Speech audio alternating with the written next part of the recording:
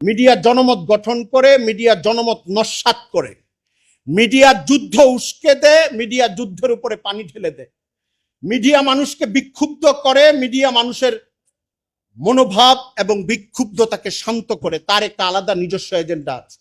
এই জন্যে কোনো একটা দেশে যদি বেশিরভাগ মিডিয়া এমন হয় যার সঙ্গে ওই দেশের মানুষের বিশ্বাসের সম্পর্ক নাই, মানুষের অনুভূতির সম্পর্ক নাই, মানুষ যেভাবে ভাবে তারা ওইভাবে ভাবতে চায় না, তাহলে আপনি ধরে নেবেন 5 বছর 10 বছর পরে ওই প্রিন্ট মিডিয়া, ওই ইলেকট্রনিক মিডিয়া, ওই নেট মিডিয়া ওই প্রজন্মের চিন্তা, চেহারা, অনুভূতির উপরে এমন একটা আগ্রাসন তৈরি করবে, বাবা একভাবে চিন্তা করছে আর 15 বছর পরে তার ছেলে তার বাবার বিরুদ্ধে যুদ্ধংদেহী হয়ে দাঁড়িয়ে যায়।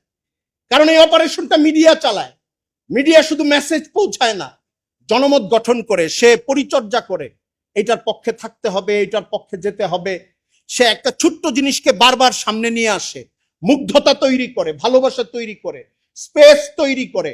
পশ্চিম এবং মুসলমানদের কাছে ঘৃণিত সংস্কৃতিকে সুন্দর সফট শব্দ দিয়ে, ফিচার দিয়ে বারবার বারবার সামনে আনতে আনতে আমাদের কাছে তখন সেটা ভালো লাগতে থাকে। আমাদের কাছে, আমাদের বয়সী মানুষের কাছে না লাগলেও আমার সন্তানের কাছে ভালো লাগতে থাকে। একটা জেনারেশন তৈরি হয়, আমাদের বয়স যখন 55 হবে, 60 হবে, আমার সন্তানের বয়স 25 আর 30 হবে, একটা গ্যাপ তৈরি হয় মূল্যবোধের ক্ষেত্রে, সেটা ধর্মীয় মূল্যবোধ। এজন্যে আজকের এই পরিবর্তিত পরিস্থিতিতে যেটা আমাদের কাছে করার নাই সেটা তো করার নাই, শক্তিশালী মূলধারার কিছু মিডিয়া প্রতিষ্ঠার চেষ্টা করা দরকার। 2টা 3টা 4টা 5টা ভালো মিডিয়া দরকার আমাদের, অথবা মূলধারার মিডিয়ার প্রোপাগান্ডার ব্যাপারে আমাদের ব্যাপক সচেতনতা দরকার। প্রত্যেকটা ইমামের, খতিবের, প্রফেসরের, ছাত্রের, কর্মজীবীর, ব্যবসায়ীর প্রতিটা মুহূর্তে সচেতনতা থাকা দরকার।